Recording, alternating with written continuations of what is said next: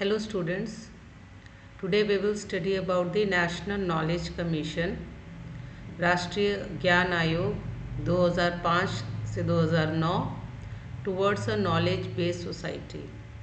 So this commission is very important when it comes to the education commission portion और इससे पहले के सारे पोर्शन हमने कवर किए हुए हैं।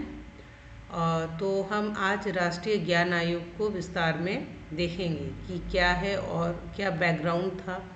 सो why the overall national knowledge commission came. So this commission was announced by the government of India in June 2005।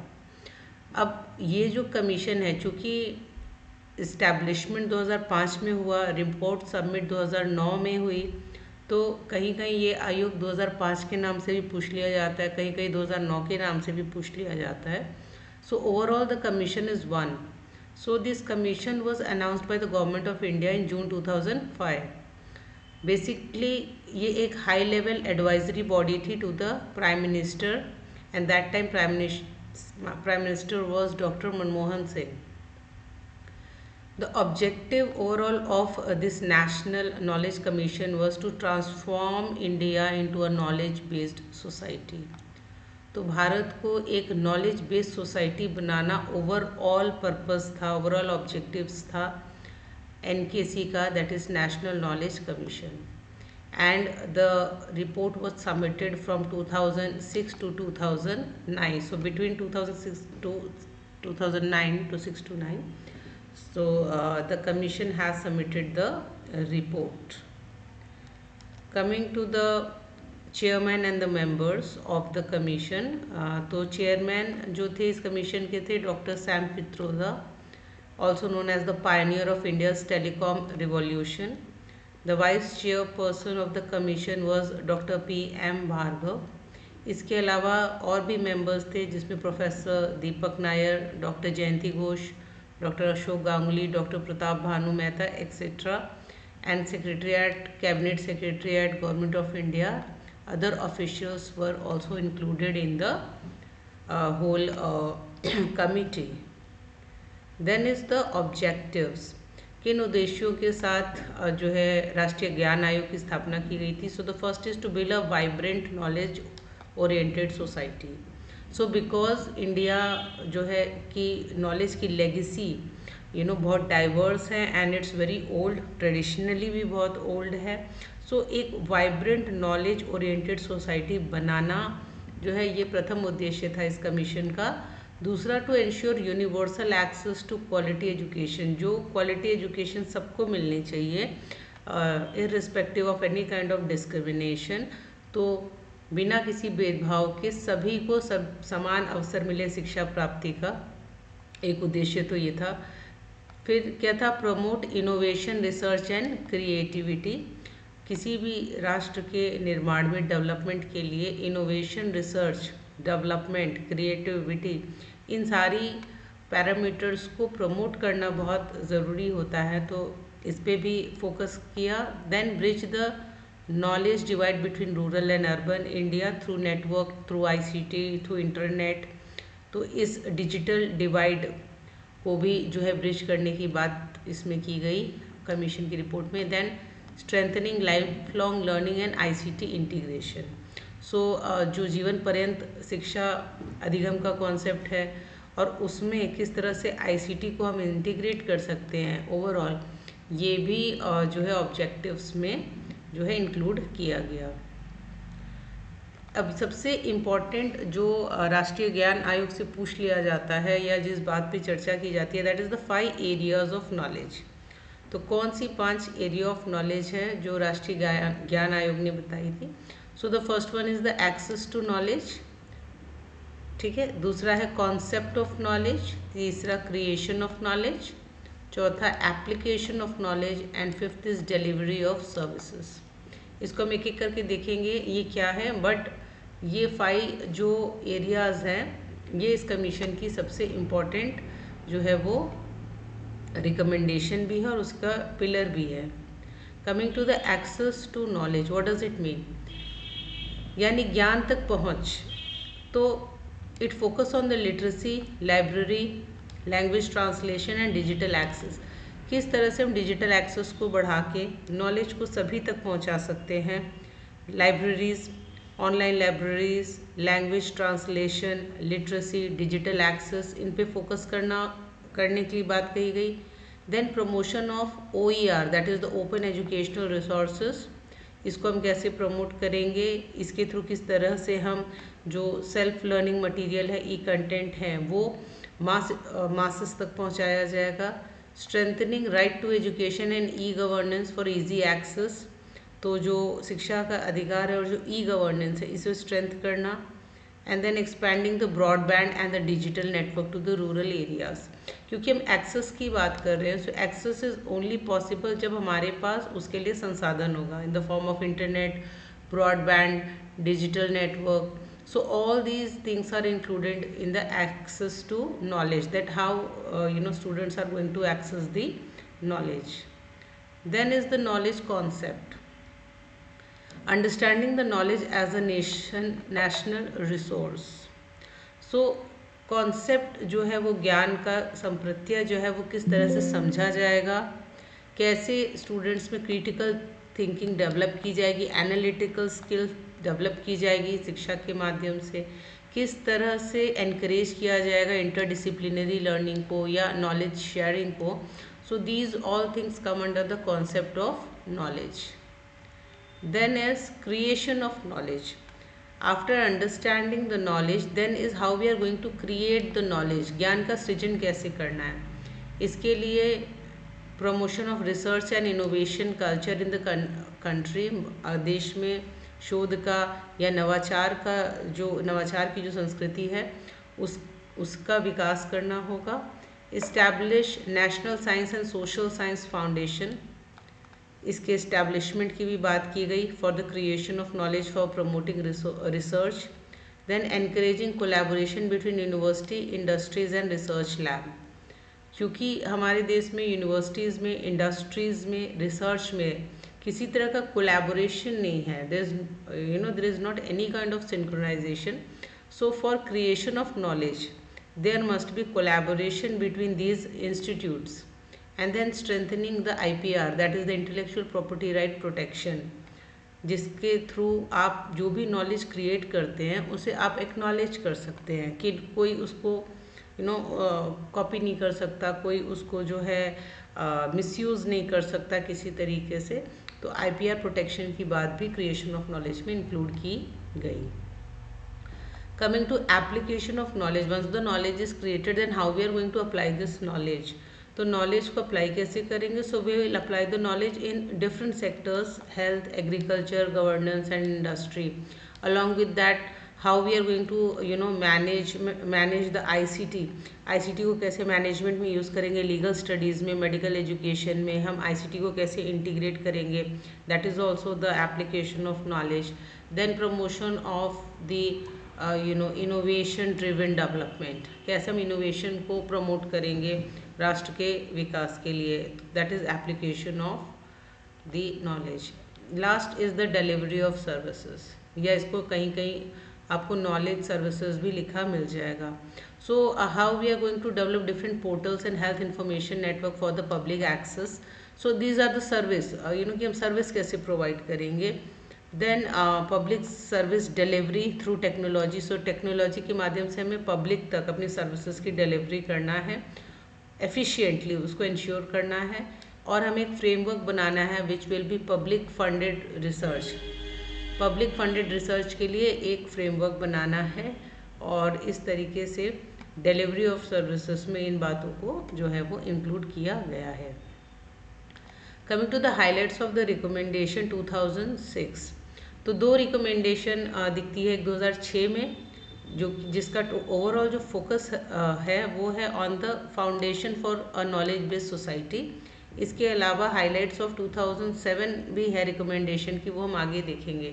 So coming to the highlights of the recommendations which was given in and included in 2006. Overall focus क्या था, that कैसे हम एक knowledge based society को बनाएंगे. तो इसमें पहली बात जो थी वो लाइब्रेरीज़ की थी कि हमें मॉडर्न लाइब्रेरीज़ की ज़रूरत है, public library, institutional library with ICT integration. And then we have to create a national digital library network. ये बात भी कही गई। क्यों? To improve the accessibility for student, teacher and the researcher, जिससे कि ज़्यादा से ज़्यादा टीचर, स्टूडेंट, रिसर्चर नॉलेज को एक्सेस कर पाए। इसके लिए एक नेशनल डिजिटल लाइब्रेरी नेटवर्क को क्रिएट करने की ज़रूरत है। And then we have to modernise also, जो पुरानी लाइब्रेरी है थी जिसमें जो बिना आईसीटी इंटीग्रेशन की थी, तो उन्हें हमें मॉडर्नाइज करने की ज़रूरत है। सेकेंड इज ट्रांसलेशन, अनुवाद।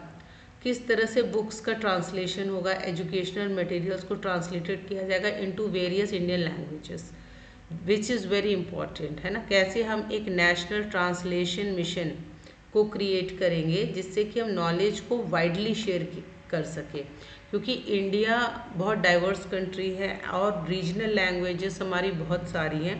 तो अगर एजुकेशनल मैटर ज़्यादा से ज़्यादा भाषा में अगर अनुवादित रहेंगे तो हम ज़्यादा नॉलेज शेयर कर पाएंगे at a wider scale. So overall इसकी बात की गई कि we have to create a national translation mission. English language teaching, strengthen करना होगा इंग्लिश टीचिंग को as a link language for global competitive. अगर हमें ग्लोबल लेवल पे नॉलेज शेयरिंग करनी है या नॉलेज एक्सेस करना है, so English and English teaching, English language को प्रमोट करना होगा। And we have to provide training to teachers for effective communication skills, specially in the English language. So this was the recommendation. Further, more recommendations are there. Then is development of National Knowledge Network, NKN.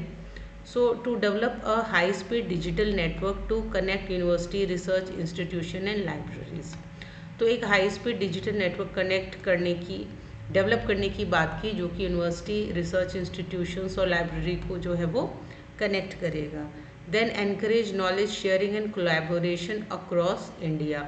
So overall राष्ट्रीय level पे एक knowledge network develop करने की बात कही गई। Coming to the right to the education, education को we all know that it's a fundamental right for every child. So free and compulsory education up to 14 years. This was also given in the NKC recommendation. Coming to the higher education, improving the quality, giving autonomy to the institution and governance of the universities has to be improved. इसे improve करना है and establishment करना है independent accreditation and regulatory bodies जो हर higher education institution को बिना किसी biasness के रिकॉग्निशन दे, एक्रेडिटेट करे और रेगुलेटरी बॉडीज़ इसके लिए इस्टेब्लिश करने की बात कही गई. देन इज़ वोकेशनल एजुकेशन, जिसमें स्किल बेस्ड ट्रेनिंग की बात की गई स्कूल कॉलेजेस में. Industry linkage, vocational programmes for generating more employability. Coming to the national science and social science foundation, इसे भी डेवलप करने की बात की गई, जो कि रिसर्च, इनोवेशन, इंटरडिसिप्लिनरी स्टडीज़ को स्ट्रेंथन करेगा, सपोर्ट करेगा और science, social science, policy making, इनके बीच में भी एक लिंकेज इस्टेब्लिश करेगा. Coming to the e governance, use of ICT to make government service, government की जितने भी पोर्टल्स हैं, जो भी सर्विसेज हैं, उनमें पारदर्शिता के लिए, उन्हें प्रभावी बनाने के लिए, सिटीज़न फ्रेंडली बनाने के लिए आईसीटी को इंटीग्रेट करना है. That is all about the e governance and building a digital framework for knowledge delivery and management. Next is recommendation which was submitted in 2007. अब इनका जो फोकस एरिया जो 2007 में सबमिट किया गया, that was on applying knowledge and expanding to professional sectors. इससे पहले जो 2006 में सबमिट की गई थी recommendation, that was for the foundation of the knowledge based society. This 2007 recommendations are for applying this knowledge and expanding it to the various sectors. So first is the portal, so developing online information portal for education, health and governance, so that the public can easily access to verified knowledge resources. तो portals बनाना है different online, जिससे कि education sector हो, चाहे health sector हो, चाहे governance हो, तो ईजिली पब्लिक को जो है नॉलेज के रिसोर्सेज एक्सेस किए जा सके. Then is health information network, एक नेशनल डेटाबेस बनाना है फॉर हेल्थ इंफॉर्मेशन बनाया जाएगा. और use of ICT for medical data research and telemedicine. Legal education में for reforming law education, emphasise on ethics, social justice and research. Update करना है curriculum को, स्ट्रेंथन करना है। क्लिनिकल लीगल एजुकेशन जो है उसमें भी स्ट्रेंथनिंग करने की बात कही गई। Then is the medical education, improving medical training and research standard, community based healthcare education, then management, aligning management program with global science। जो भी MBA या BBA जो बच्चे कर रहे हैं या जो मैनेजमेंट की शिक्षा चल रही है, कैसे उसको ग्लोबल स्टैंडर्ड्स से हम अलाइन करेंगे, सिंक्रोनाइज करेंगे, इंडस्ट्रियल नीड देखेंगे, कैसे हम एंटरप्रेन्योरशिप या लीडरशिप स्किल्स डेवलप करेंगे या इनोवेशन को इनक्रेज करेंगे। तो मैनेजमेंट एजुकेशन में उसके साथ open and distant education, open universities को एक्सपैंड करना, डिजिटल लर्निंग प्लेटफॉर्म्स को एक्सपैंड करना, साथ में flexibility, accessibility for the working professionals. इसके लिए भी ज़रूरी है कि हमारे यहाँ दूरस्थ शिक्षा की व्यवस्था अच्छी हो। तो आप देख सकते हैं कि ये जो रिकमेंडेशन 2007 में दी गई है, mostly for the professional and the technical area. Then is OER की बात की गई है, ओपन एजुकेशनल रिसोर्सेज, जहाँ पे फ्री प्लेटफॉर्म है कि हम अपने लर्निंग मटेरियल को शेयर कर सकते हैं, फ्रीली शेयर कर सकते हैं online. And it will also encourage the collaboration among the institution. Then is innovation, एक इनोवेशन का कल्चर जो है वो हमें डेवलप करना है, इंक्यूबेशन सेंटर्स डेवलप करने होंगे, R&D नेटवर्क्स, R&D सेल्स जो है वो हर यूनिवर्सिटी में इस्टेब्लिश करना होगा। साथ ही एनकरेज करना है innovation in various sectors. Coming to the IPR, educate student in research. IPR laws के बारे में एजुकेट करना, इट्स वेरी इंपॉर्टेंट टुडे कि क्या होते हैं intellectual property rights and how you can not steal someone work or someone else can not steal your work, है ना। आप कैसे कॉपीराइट ले सकते हैं, कितने प्रकार के होते हैं। तो ये सारी चीज़ें जो हैं for the safety measure it is very important. Then is legal framework for public funded research, public access to research outcome funded by the government। Then encouraging open data and transparency, जो भी public funded projects हैं उसमें transparency होनी चाहिए, open data available होना चाहिए ताकि public उसको एक्सेस कर सके। साथ में ट्रेडिशनल हेल्थ सिस्टम की भी बात की गई, जहां आयुर्वेद, योग, यूनानी, सिद्धा, होम्योपैथी जैसे जो हमारे हेल्थ सिस्टम हैं उसको रिवाइव और प्रमोट करने की बात भी कही गई है।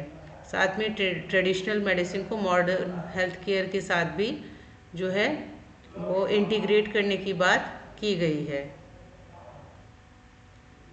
Coming to the recommendation for the school education, school education के लिए जो रिकमेंडेशन दी गई थी, first was the universalize elementary education with quality focus, that is जो हम शिक्षा के सार्वभौमिकरण की बात करते हैं, साथ में गुणवत्ता। Curriculum to promote creativity, ethics and critical thinking, ऐसा पाठ्यक्रम बनाना है जो क्रिएटिविटी, एथिक्स और क्रिटिकल थिंकिंग को प्रमोट करें। रिड्यूस एग्जाम स्ट्रेस, कंटिन्यूस और कॉम्प्रिहेंसिव एवेल्युएशन CCE को प्रमोट करने की बात की गई to reduce the exam stress. ICT integration, digital learning, then strengthening teacher competence and infrastructure. So these were the recommendations given for the school education. Coming to the recommendations for higher technical and vocational education. So establishment of IRAHE, this is important, Independent Regulatory Authority for Higher Education। तो जितनी छोटी छोटी bodies हैं उन सबको replace करना है एक independent regulatory authority for higher education bodies से, और यूनिवर्सिटी और हायर एजुकेशन लेवल पे ऑटोनॉमी और इनोवेशंस को प्रमोट करना है at university level. We have to modernize the technical and professional institute also, इनका आधुनिकीकरण करना है। Then we have to link the vocational education with main streaming schooling, और जो एक बात बताई गई कि national vocational qualification framework NVQF इसे भी इस्टेब्लिश करना है। So these are very important points when it comes to the National Knowledge Commission. Then is the recommendation for teacher education. तो they talked of the pre-service and in-service training, कैसे इसे improve करना है, how we have to use the ICT for teacher development, establishment of National Institute for Teacher Education, Teacher and Educational Leadership, NITEL. And in conclusion, we can say the National Knowledge Commission, it laid the foundation for NEP 2020. और आप देखेंगे कि NKC में बहुत सारे जो provisions हैं वो आपको NEP 2020 में दिखते हैं. जो हम NEP के पिलर्स की बात करते हैं, access, equity, quality, accountability, affordability, ये सारी बातें आपको NKC में दिखेंगी. कंक्लूड हम इस बात से करते हैं जो चेयरपर्सन द्वारा कोटेड है कि knowledge empowers individuals and transform the nation. So आपने देखा कि it's a very important commission और किस तरह से हम नेशनल नॉलेज कमीशन को देखते हैं, इसके वेरियस रिकमेंडेशंस को देखते हैं. So thank you so much for watching this whole video.